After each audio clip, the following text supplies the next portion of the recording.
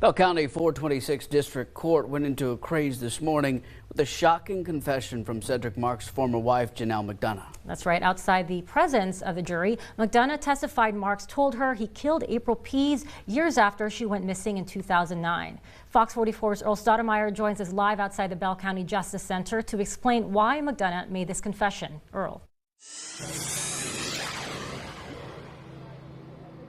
Adam M.G. McDonough made this statement to District Attorney Henry Garza after Marks played an admitted video of Jenna Scott hitting Marks and using profane language.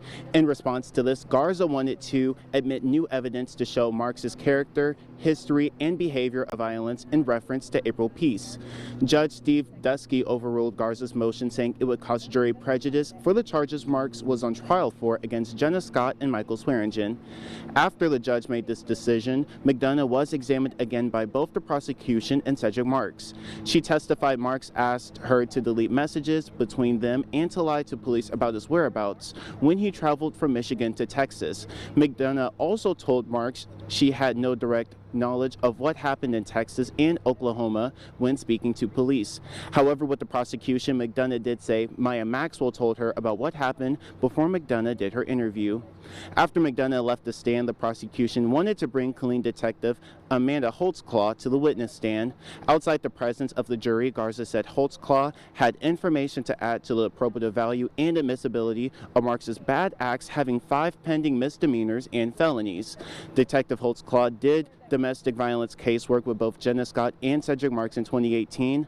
Holtzclaw said outside of the jury, Jenna contacted Holtzclaw to say she was going to have an abortion as Marks and Scott were filing charges against each other.